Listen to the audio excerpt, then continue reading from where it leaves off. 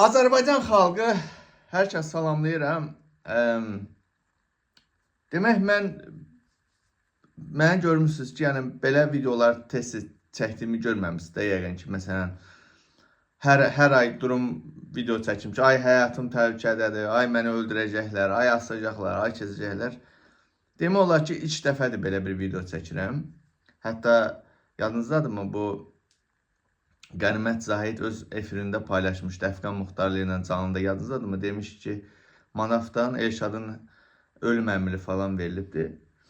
Və ilk dəfədir bu videonu çəkirəm. Niyə görə ki, həqiqətən də demək, durmadan neçə gündə araşdırıram. İçəri ilə, oradakilərlə, yuxarıdakilərlə falan filan.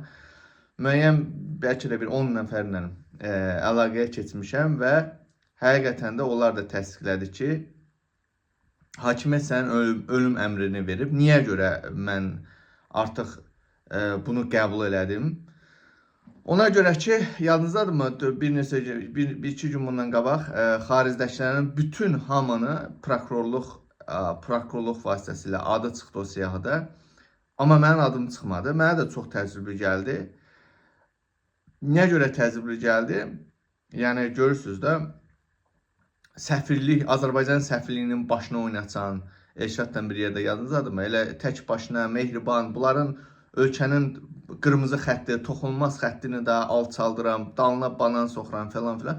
Amma bu halda hətta Rəsul Quliyev kimi hakimiyyət tərəfindən adı çıxdı, mənim adım çıxmadı və bu məndə əvvəl ona görə fikirləşirdim ki, məsələn, düzdür, bundan qabaq 2019-2020-də də, 2020 neçədən sonra da bu prokuratura söhbəti oldu. Orada da mənim adım çıxmamışdı. Niyə? Çünki ona görə deyirəm ki, çünki bilirsiniz nəyə görə? Hakimiyyət düşünür, o vaxt mənim oturumum yox idi və sağ olsun Qabil efirində çıxıb demiş ki, ay sənin oturumun yoxdur, çıxar oturumunu göstər falan. Hakimiyyətə mesaj vermiş ki, Manafın oturumu yoxdur. Mən də o vaxt ona görə düşünürdüm ki, hakimiyyət oturub düşünür ki, bunun oturumu yoxdur. Biz bunu məhkəməyə versək, prokuraturaya versək, bu oturum alar. Ona görə mən belə düşündüm. Amma Allah şükür olsun, bugün mənim oturumum var, siyasi sığınacağım var, konvensiyaya uyğun. Amma yenə də mənim adım çıxmadı və bu artıq məndə böyük bir sual formalaşdırır ki, niyə görə o siyahıda mənim adım olmadı? Və başladım mən bütün kontaktlarımı işə salmağa ki, niyə mənim o siyahıda adım olmadı? Və bir neçə ağıllı insanlardan söhbət bu. Dedilər ki, əgər hakimiyyət sənin adını o siyahıya salmırsa, əgər hakimiyyət birisinin adını o siyahıya salmırsa, onun ölüm əmrini vermiş deməkdir. Həqiqətən bir neçə yerdən bu məlumatın təsdiqini tapdım.